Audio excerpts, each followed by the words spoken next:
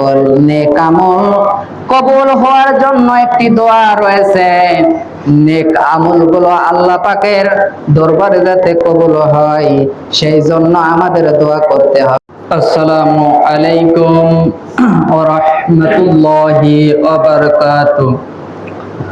আলহামদুলিল্লাহ আলহামদুলিল্লাহ নাহমাদুহু ওয়া নাস্তাঈনুহু ওয়া নাস্তাগফিরুহু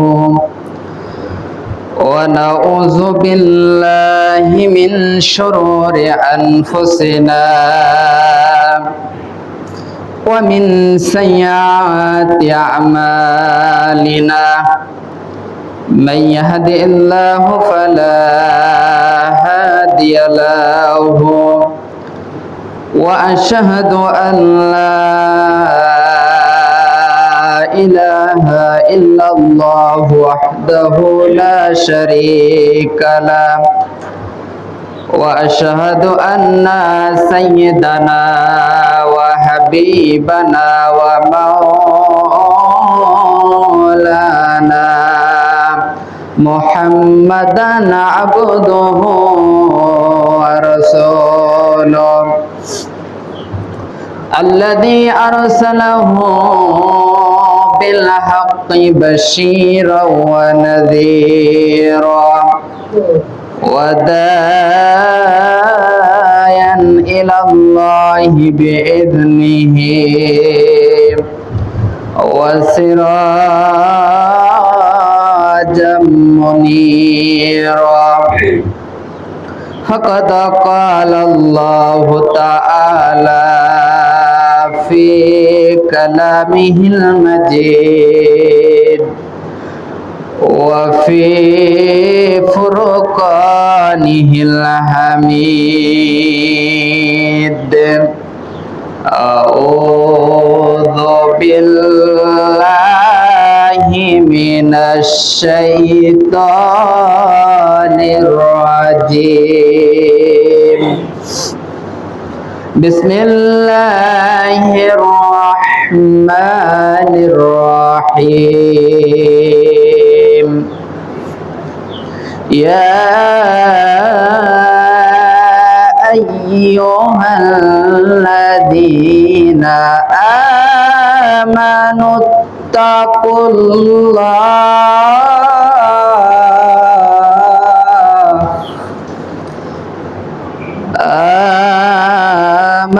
اتقوا الله حق تقاته ولا تموتن إلا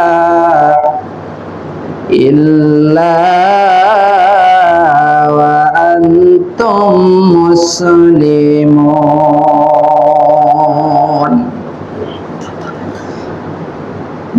الله أكبر. بسم الله الرحمن الرحيم وعد الله الذين آمنوا وعملوا الصالحات لهم مغفرة وأجر عظيم. صدق الله العظيم. যদি কথা দাও বন্ধু দিনের পথে দৃঢ় থাকবে,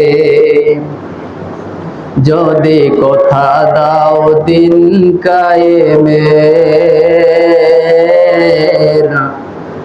অগ্রণী ভূমিকা রাখবে, তবে তোমাকে গান শোনাবো, যে গানে হৃদয়টা জাগবে।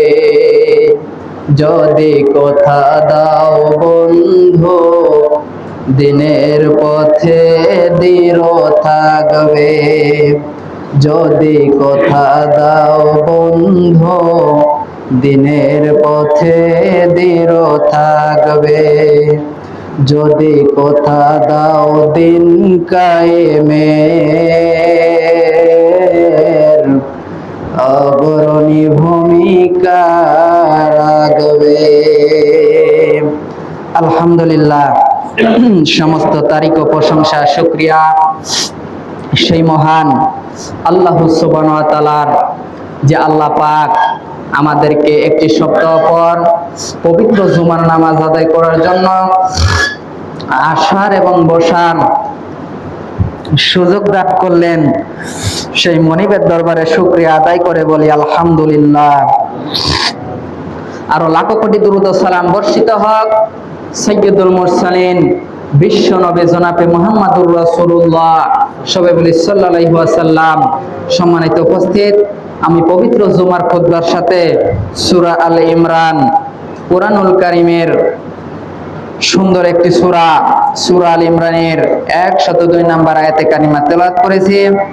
এর সাথে আরেকটি সূরা, সূরা আল মাইদা 9 নম্বর আয়াতে কারিমা তেলাওয়াত করেছি।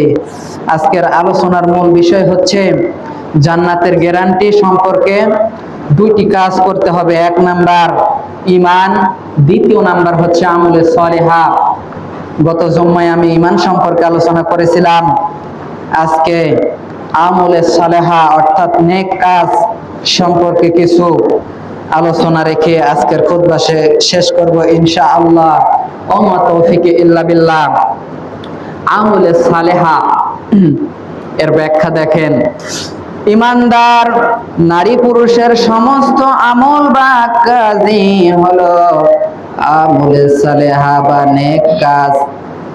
ইমানদার নারী হোক কিংবা পুরুষ হোক, উভয়ের জন্যই ভালো ভালো কাজ আমলগুলোই হলে আমলে সালেহা বা নেক কাজ।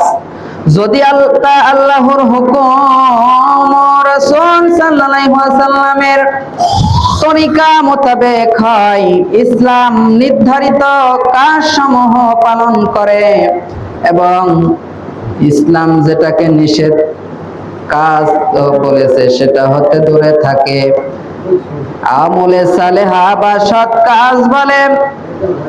আর ইসলামের দৃষ্টিতে মানুষের জীবনকে প্রকৃতভাবে সুখী, সমৃদ্ধ, প্রগতিশীল ভাবে পরিচালনা করার জন্য করণীয় নিষিদ্ধ ছোট বা বড় সকল কাজ হলো বান্দা বান্দির জন্য আমলে সালেহা আর অন্তর্ভুক্ত। শুধু আমলের শুরুতে থাকতে হবে ঈমান ও ইখলাস। ঈমান ও ইখলাস আমলের শুরুতে যার থাকবে তার সেই কাজগুলোই হবে নেক কাজ। আমলে সালেহাকারীদের পুরস্কার আল্লাহ বললেন সূরা কাহফের 110 নম্বর আয়াতে কারিমায়। আল্লাহ পাক জানিয়ে দিচ্ছেন, অতএব যে ব্যক্তি তার পালনকর্তার সাক্ষ্য কামনা করে সে যেন সৎ কর্ম করে এবং তার পালনকর্তার ইবাদতে কাউকে শরীক না করে। অর্থাৎ শিরিক থেকে আমাদের দূরে থাকতে হবে। শিরিক একটি মারাত্মক অপরাধ।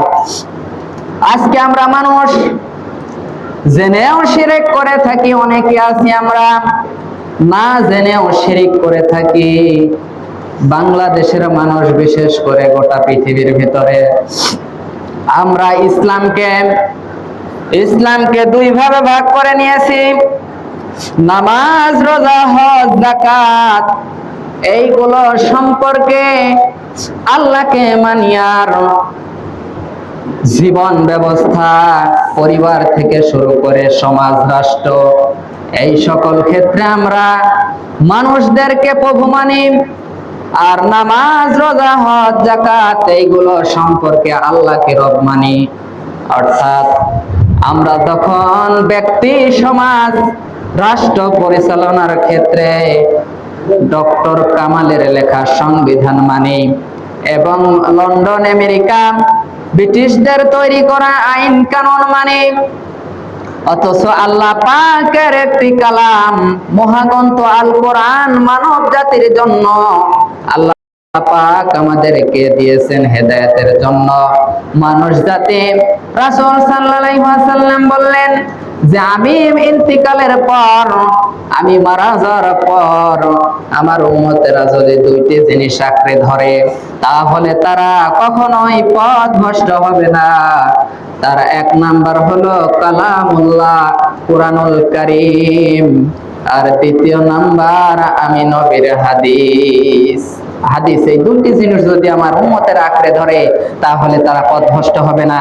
আজকে আমরা সহজ সহজ বিষয়গুলো মানি, কোরআনকে সংবিধান হিসাবে মানি না। মানুষের লেখা তৈরি করা সংবিধান দিয়ে আমাদের ব্যক্তি সমাজ রাষ্ট্র পরিচালনা করি। এইভাবে আমরা মুসলমান, আমরা শিরিক করতেছি। শিরিক অত্যন্ত ভয়ানক মারাত্মক অপরাধ। এই শিরিকের কারণে আমরা জাহান্নামে চলে যেতে হবে। সবাই বলে ইন্না লিল্লাহ। তাই এই শিরিক থেকে ইসলাম কিছুটা মানবো কিছুটা মানবো না, তাহলে ইসলাম মানা যাবে না, পুরোপুরি মানতে হবে। ইসলাম কোরআনুল কারীম যে গাইডলাইন দিয়েছেন, যেইভাবে চলার কথা বলেছেন সেইভাবেই আমাদের চলতে হবে।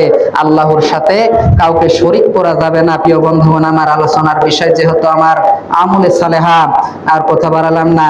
এরপরে আয়াতে আল্লাহ পাক সুন্দরভাবে সূরা কাহাফ 30তম আয়াতে কারিমায় আল্লাহ পাক বললেন, ইন্নাল্লাযীনা আমানু ওয়া আমিনুস সালিহাতি ইন্না লা নুযীউ আজরা মান আহসানা আমালা।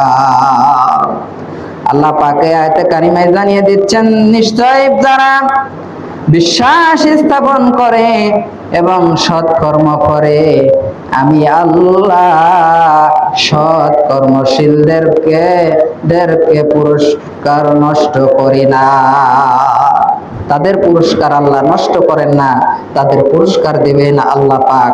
এরপরে আল্লাহ পাক কোরআনুল কারীমের আরেকটি সূরায় বলতেছেন, ঈমান ব্যতীত আমলে সালেহা কবুল হয় না। তাই সর্বপ্রথম আমাদের আগে ঈমান আনতে হবে। অনেক অমুসলিম আছে, খ্রিস্টান, ইহুদি, নাসারা, হিন্দু, বৌদ্ধ, তারা দেখা যায় মানুষ ভালো কিন্তু তারা ঈমানদার নয়, ঈমান আনে নাই। তাদের আমল সমূহ তাদের ন্যায় হয়ে যাবে পাহাড়ের চূড়ায় ছাই রেখে। ছাই যেইভাবে বাতাসে পাহাড়ের উঁচু থেকে উড়ে যায়, ভালো ভালো মানুষ রয়েছে কিন্তু তাদের ঈমান নেই। তাদের সেই ভালো ভালো কাজ, ওই আমলগুলো কোনো কাজে আসবে না। প্রিয় বন্ধুগণ, আমার এই আয়াতে কারিমে বলতেছেন যে ঈমানদার অবস্থায় সৎ কর্ম করো, সে জুলুম ও ক্ষতির আশঙ্কা করবে না। ঈমানদার অবস্থায় সৎ কর্ম, ভালো ভালো কাজ করো। এই আয়াতের মাধ্যমে আল্লাহ পরিষ্কারভাবে জানিয়ে দিয়েছেন পরকালে শাস্তি পাওয়ার ভয় থাকবে না। শুধু আমলে সালেহা কারীদের যাদের ঈমান থাকবে, ঈমান ছাড়া যারা সৎ কাজ করবে পরকালে তাদের শাস্তি পেতে হবে, এবং সৎ কাজ করার জন্য যে পুরস্কার পাওয়ার হক ছিল তাদের, সে তা থেকে বঞ্চিত হবে। সুতরাং এই আয়াত থেকে বোঝা যায় যে আমলে সালেহা গ্রহণযোগ্য বা কবুল হওয়ার জন্য ঈমান অবশ্যই থাকতে হবে। আর বিশেষ করে আমরা ঈমান আনার পর যে সকল আমলে সালেহা ভালো ভালো কাজ করি, প্রিয় বন্ধুগণ আমার, এই সকল নেক আমল কবুল হওয়ার জন্য একটি দোয়া রয়েছে। নেক আমলগুলো আল্লাহ পাকের দরবারে যাতে কবুল হয় সেই জন্য আমাদের দোয়া করতে হবে। রাব্বানা তাকাব্বাল মিন্না ইন্নাকা আনতাস সামিউল আলিম। ও وتب علينا إنك أنت التواب الرحيم। আল্লাহ পাকের কাছে এই দোয়াটি আমাদের করতে হবে। অর্থ হচ্ছে, হে আমাদের প্রতিপালক, হে আমাদের রব আল্লাহ, আমাদের থেকে আমলগুলো কবুল করুন। নিশ্চয় আপনি সর্বোচ্চ জ্ঞানী এবং আমাদের তওবা কবুল করুন। ربنا ظلمنا أنفسنا وإن لم تغفر لنا وترحمنا لنكونن من الخاسرين। এইভাবে আল্লাহ পাকের কাজ আমাদের আদি পিতা হযরতে আদম আলাইহিস সালাতু ওয়াস সালাম, তিনি জান্নাত থেকে দুনিয়াতে এসেছিলেন। এরপরে তিনি এইভাবে আল্লাহ পাকের কাছে দোয়া করেছিলেন। প্রিয় বন্ধুগণ, এবং আমাদের তওবা কবুল করুন। নিশ্চয় আপনি তওবা কবুলকারী, পরম দয়ালু। দোয়া কবুলের অন্যতম শর্ত হচ্ছে পবিত্রতা অর্জন করতে হবে। আজকে আমরা অনেকে আছি পেশাব করে আমরা কুলুপ করি না, অর্থাৎ পেশাব করে আজকে আমরা দেখা যায় অনেক মুসলমান পানি লি না। তাই 1 নাম্বার দোয়া কবুলের শর্ত হচ্ছে পবিত্রতা অর্জন করতে হবে, সকল অবস্থায় পবিত্র থাকতে হবে। এরপরে বিনয়ের সঙ্গে দোয়া করতে হবে আল্লাহর কাছে, বিনয়, নম্রতা, ভদ্রতা নিয়ে। বিশেষ করে তাহাজ্জুদের সময় এবং ফজর নামাজের পর দোয়া করলে আল্লাহ পাক সেই দোয়া কবুল করেন। সবাই বলি সুবহানাল্লাহ। প্রিয় বন্ধুগণ, আমার মূল আলোচনার দিকে চলে যাই। আল্লাহ পাক এইভাবে সৎ কর্মশীল বান্দা বান্দীদেরকে পুরস্কৃত করে থাকবেন। আল্লাহ পাকের পরেও সূরা নহলের ৭০তম নম্বর আয়াতে কারিমায় বলতেছেন, আল্লাহ বলতেছেন যে ইমানদার সৎ কর্ম সম্পাদন করে এবং সে পুরুষ হোক কিংবা নারী হোক, আমি তাকে পবিত্র জীবন দান করব এবং প্রতিদানে তাদেরকে উত্তম কাজের কারণে আমি আল্লাহ প্রাপ্য পুরস্কার দেব। সুবহানাল্লাহ। যে আমল তারা করত, সেই আমলের বিনিময় আমি আল্লাহ পাক তাদেরকে পুরস্কৃত করব, হোক সে পুরুষ কিংবা নারী। পরের আরেকটি আয়াতে আল্লাহ পাক বলতেছেন, অতঃপর যে বিশ্বাসী অবস্থায় সৎকর্ম করে তার প্রচেষ্টা অগ্রহ হবে না, আর নিশ্চয়ই আমি তা লিপিবদ্ধ করে রাখি। আল্লাহ পাক লিপিবদ্ধ করে রাখেন। আর জুমার খুতবার সাথে আমি যে আয়াতে কারিমা তেলাওয়াত করলাম সূরা আল মাইদা, আল্লাহ পাক বলতেছেন, ওয়া'আদাল্লাহুল্লাযীনা আমানু ওয়া আমিনুস সালিহাতি লাহুম মাগফিরাতু ওয়া আজরুন আযীম। আল্লাহ পাক সূরা মাইদায় বললেন, যারা বিশ্বাস স্থাপন করে এবং সৎ কর্ম করে আমি আল্লাহ তাদেরকে ক্ষমা ও মহা প্রতিদানের প্রতিশ্রুতি দিয়েছি। সুবহানাল্লাহ। আল্লাহর চাইতে সত্য প্রতিশ্রুতি আর কে দিয়ে থাকবেন? আল্লাহ পাক আমাদেরকে প্রতিশ্রুতি দিয়েছেন ক্ষমা করে দেবেন। সবাই বলে সুবহানাল্লাহ। আল্লাহ পাক এরপরে বলতেছেন সূরা কাবুতের ৭ নম্বর আয়াতে, আর যারা বিশ্বাস স্থাপন করে সৎ কর্ম করে আমি আল্লাহ অবশ্যই তাদের মন্দ কাজগুলো মিটিয়ে দেব এবং তাদের কর্মের প্রতিদান দেব। আল্লাহ পাক মানুষদের যদি মাত্র মন্দ কাজগুলো আল্লাহ মিটিয়ে দেবে এবং মানুষদেরকে তাদের কর্মের প্রতিদান দেবেন। প্রিয় বন্ধুগণ আমার, তাই আল্লাহ পাকের পরে সূরা আসরে বলতেছেন, ইল্লাল ইনসানা লাফি খুসর ইল্লাল্লাযীনা আমানু ওয়া আমিনুস সলিহাতি ওয়া তাওয়াসাউ বিল হাক্কি ওয়া তাওয়াসাউ বিস সাবর আল্লাহ বলতেছেন ইন্নাল ইনসানা লাফি খুসরি, আল্লাহ বলতেছেন নিশ্চয় মানুষ ক্ষতিগ্রস্ত, পৃথিবীর মানুষ শুধুমাত্র তারা ব্যতীত, কিন্তু তারা নয় যারা বিশ্বাস স্থাপন করে, ঈমান আনে, বিশ্বাস স্থাপন করে। ঈমান আনার পর তারা বসে থাকে না, সৎ কর্ম করে, ভালো ভালো আমল করে, এরপরে পরস্পরকে তাগিদ করে সত্যের এবং তাগিদ করে সবরের, ধৈর্যের। এই সকল মানুষ নর নারী ব্যতীত পৃথিবীর সমস্ত মানুষ ক্ষতিগ্রস্ত। পৃথিবীর মানুষ দেখেন কত মানুষ আমরা, কিন্তু আল্লাহ পাক বলতেছেন সূরা আসরে যে পৃথিবীর মানুষ কিন্তু ক্ষতিগ্রস্ত, মহা বিপদে পড়বেন। প্রিয় বন্ধুগণ আমার, তাহলে খাঁটি আমলের জন্য আমাদের 4টি কাজ করতে হবে। 4টি কাজ যদি আমরা করতে পারি তাহলে খাঁটি আমল আমরা অর্জন করতে পারবো। তার 1 নাম্বার হলো আমল শুরু করার পূর্বে সে আমলের ইলম বা জ্ঞান থাকতে হবে। যে আমল শুরু করব করার পূর্বে আগে সে আমলের ইলম বা জ্ঞান থাকতে হবে। অর্থাৎ নামাজ যে আমরা পড়ব, নামাজ কিভাবে পড়ব, এবং রোজা যে আমরা রাখবো কিভাবে রাখবো, হজ করব কিভাবে, এবং স্ত্রী মেয়ে বিবিদেরকে পর্দা করাবো কিভাবে, এবং যাকাত দেব, যাকাতের বিধান কি, এবং ইসলাম প্রতিষ্ঠিত হবে কিভাবে, এই সকল বিষয়ে জ্ঞান থাকতে হবে। যে ইলম আমরা অর্জন থাকতে হবে আমলের জন্য, 1 নাম্বার। 2 নাম্বার হচ্ছে আমল আল্লাহর সন্তুষ্টির জন্য খাঁটি নিয়তে করতে হবে। ইন্নামাল আমানু বিল নিয়াত, আল্লাহ পাক আমাদের নিয়তের উপরেই সকল কিছু, আমরা খারাপ কাজ করার নিয়ত করে ফেলেছি কিন্তু খারাপ কাজ আমরা করি নাই, আল্লাহ পাক ফেরেশতাদেরকে ততক্ষণ পর্যন্ত নিষেধ করবেন যে যতক্ষণ পর্যন্ত আমার বান্দা বান্দী খারাপ কাজ না করে তুমি ওই তাদের পাপগুলো লেখো না।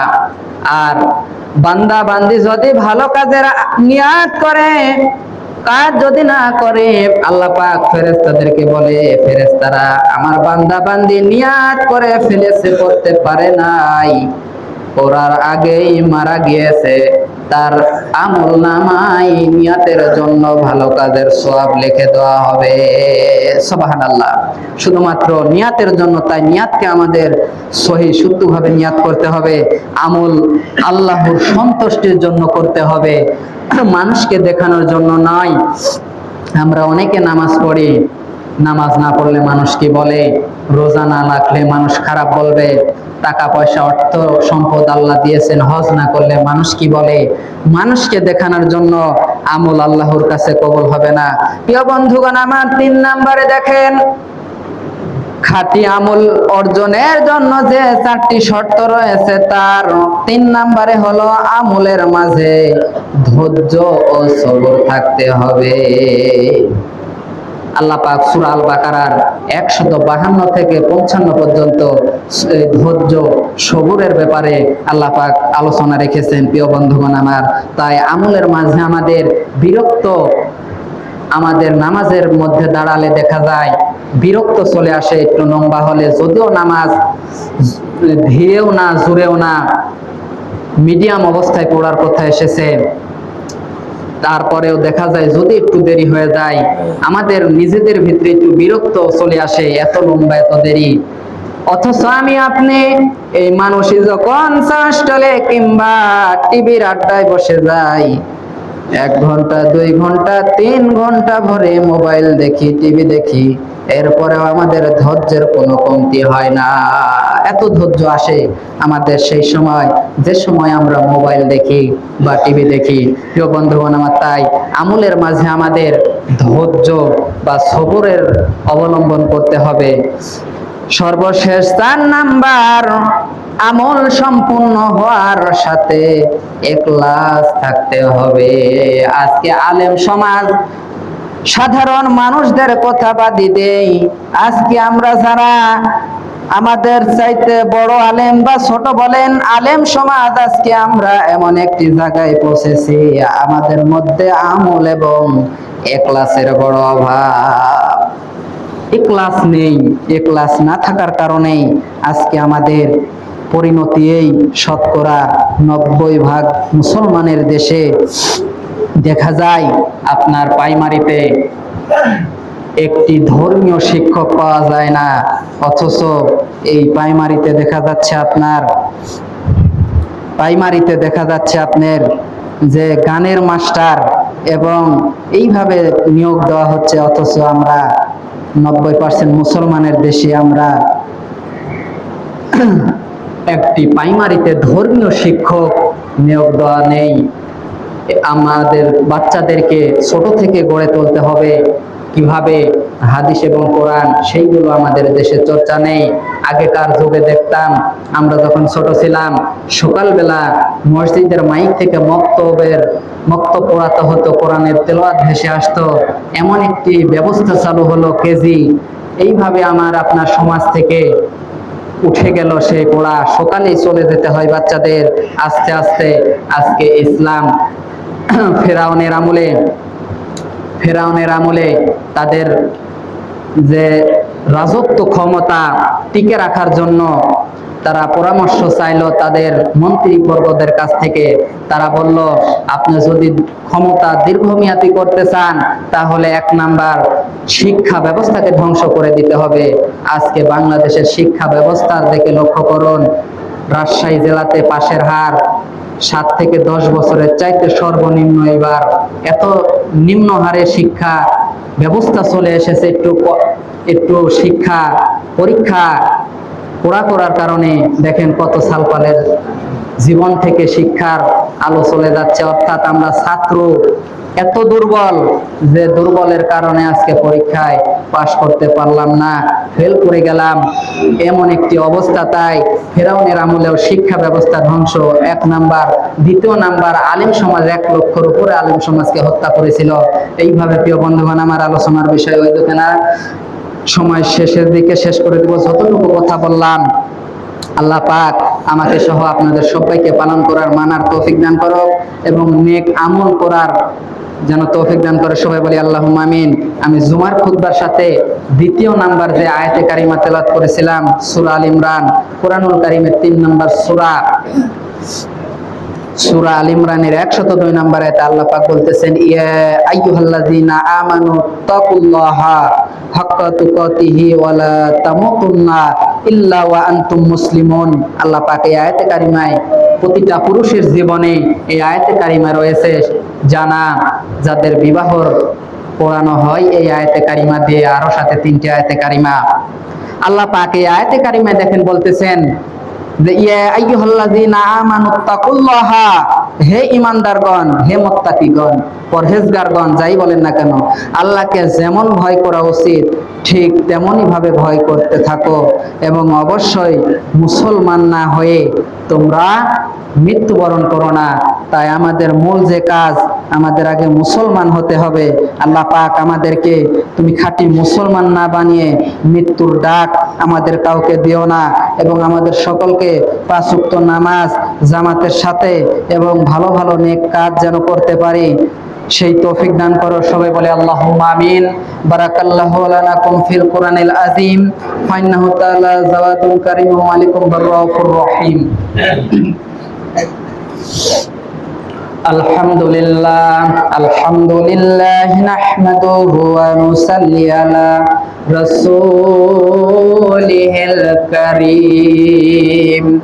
أما بعد فإن خير الحديث كتاب الله وخير الهدي هدي محمد وشر الأمور محدثاتها وكل بدعة ضلالة في النار. أعوذ بالله من الشيطان الرجيم. بسم الله الرحمن الرحيم. إن الله وملائكته وملائكته يصلون على النبي يا أيها الذين آمنوا صلوا عليه وسلموا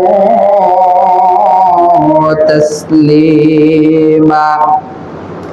اللهم صل على محمد وعلى آل محمد كما صليت على إبراهيم وعلى آل إبراهيم إنك حميد مجيد اللهم بارك على محمد وعلى آل محمد كما باركت على إبراهيم وعلى آل إبراهيم إنك حميد مجيد اللهم أعز الإسلام والمسلمين اللهم أهلك والكفار والمشركين واليهود والنصارى إن الله يأمر بالعدل والإحسان وإيتاء ذي القربى وينهى عن الفحشاء